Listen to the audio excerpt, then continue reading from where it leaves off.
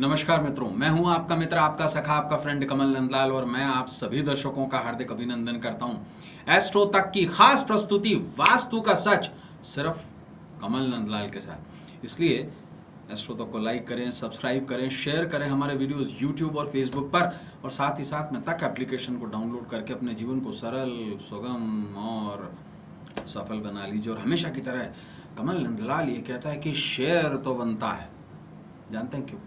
क्योंकि आपका एक शेयर मित्रों, आपका एक शेयर किसी आपके अपने की, किसी आपके दोस्त की, किसी आपके हमदर्द की, किसी आपके चाहने वाले की जिंदगी में आशा की किरण जगा सकता है। उसके निराशा भरे जीवन में आशा ही आशा ला सकता है। किसी के अंधियारे जीवन में उजाले की किरण बन सकता है। इसलिए शेयर तो बनता है, कमल नंदलाल यही कहता है। तो चलिए आगे बढ़ते हैं मित्रों। आज के इस एपिसोड में हम बात करेंगे घर में बिल्कुल भी न लगाएं ये 5 पौधे, पैसों का हो सकता है नुकसान। आइए इस बारे में ज़्यादा जानते हैं हम।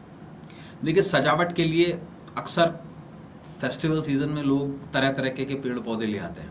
कभी आर्टिफिशियल ले आते हैं और कभी कुछ ऐसे पौधे ले आते हैं जो इंडोर हो। आजकल इंडोर पौधों का और बोनसाई का बहुत बड़ा चलन चल गया है। इसलिए ध्यान रखें, हम अपने हाथों से वास्तु दोष को जन्म दे देते हैं जब हम बोनसाई या कैक्टस इस तरीके के पौधे ले आते हैं। इस बारे में हम ज़रूर जानेंगे। देखिए, क्या आपको पता है कि कुछ ऐसे पेड़ पौधे हैं जिन्हें भूलकर भी घर में नहीं लगाना चाहिए। वास्तु के अनुसार कुछ पौधों में वास्तु दोष क्रिएशन होता है। इनसे घर में लगाने से घर में कभी भी पैसा नहीं टिक पाता। यह पौधे घर की बरकत को बाहर लेकर जाते हैं और शास्त्र ऐसा बताता है कि इन्हें तुरंत घर से हटा देना चाहिए। ये पेड़ पौधे कौन से हैं? सबसे पहला, अगर किसी के भी घर में खजूर का पेड़ है या किसी ने खजूर के पेड़ का बोनसाई लगाया हुआ है तो इसे तुरंत प्रभाव से हटा दें। यदि जिस घर में खजूर का पेड़ होता है उस घर में दरिद्रता का आगमन हो जाता है, वहाँ देव कभी नहीं आते, वहाँ आर्थिक परेशानियां बनी रहती हैं। घर के सदस्यों की सेहत पर भी इसका बहुत नेगेटिव प्रभाव पड़ता है। पॉइंट नंबर 2, देखिए, एक तरीके का और पौधा कहा गया, वो कहा गया कैक्टस। कैक्टस का पौधा घर में कभी नहीं लगाना चाहिए। इससे घर का जो सारा वैभव होता है, जो सारा पैसा होता है, वो व्यर्थ बेकार कामों में खर्च हो जाता है और जीवन जो है वो कांटों में कंटक बन के रह जाता है। जिनके घर में कैक्टस होता है वहाँ पैसे का सदुपयोग नहीं होता, मानसिक अशांति रहती है। तीसरा पौधा, देखिए, तीसरे पौधे के बारे में वास्तुशास्त्र ये कहता है कि बांस का बोनसाई। अब देखिए, चाइनीज वास्तु उसको रखने के लिए कहती है, लेकिन भारतीय वास्तुशास्त्र, वैदिक वास्तुशास्त्र जो कहता है कि बांस का बोनसाई पौधा, अगर बांस का पौधा बढ़ रहा है वहाँ तक ठीक है।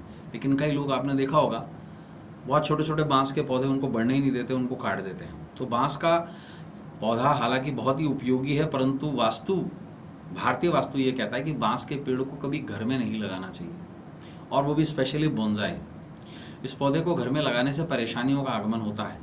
सनातन धर्म में बांस के पेड़ को मृत्यु के समय इस्तेमाल किया जाता है, इसलिए ही अगरबत्ती भी नहीं जलाई जाती है, उसके लिए धूप बत्ती जलाई जाती है, क्योंकि अगरबत्ती में बांस होती है।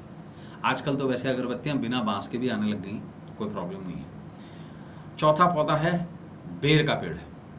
जिस किसी भी घर में अगर बेरी होगी या बेर का पेड़ होगा तो उस घर के अंदर हमेशा अशांति का वास होगा, धन की हानि होगी, और ऐसी मान्यता है कि बेर का पेड़ लगाने से घर का सारा धन जो है वो नष्ट हो जाता है। 5वां पेड़, इमली का पेड़। देखिए, इमली हो चाहे नींबू, चाहे संतरा हो, खट्टे फल संतान के लिए कष्टकारक माने गए हैं। उस पर केतु का वास होता है। इसी तरीके से घर में अगर किसी की इमली, नींबू अगर ये पेड़ लगा हुआ हो तो ये ना ही सिर्फ आपकी तरक्की को रोक देता है, ये संतान पर बहुत बुरा असर डालता है। ऐसा देखा गया है कि जिस किसी के भी घर में अगर ऐसा पौधा होता है तो निश्चित रूप से वहाँ संतान पर संकट जरूर आते हैं। तो मित्रों, आज के लिए बस इतना ही। कल आपसे फिर मुलाकात होगी। तब तक देखते रहें श्रोताकर अपने मित्र, अपने सखा, अपने फ्रेंड कमल नंदलाल को इस उम्मीद के साथ इजाजत दीजिए कि आपका आने वाला भविष्य उज्जवल हो। वास्तु का सच में आपसे फिर मुलाकात होगी एक नए टॉपिक के साथ में, लेकिन जाने से पहले आपको ये जरूर कहूंगा, शेयर जरूर करें, क्योंकि आपका एक शेयर दोस्तों, आपका एक शेयर बहुत बड़ा बदलाव लेके आ सकता है, किसी के जीवन में खुशियां ला सकता है। एक पुण्य जरूर कमाएं, शेयर जरूर करें। आप इजाजत दीजिए। नमस्कार, नमः शिवाय।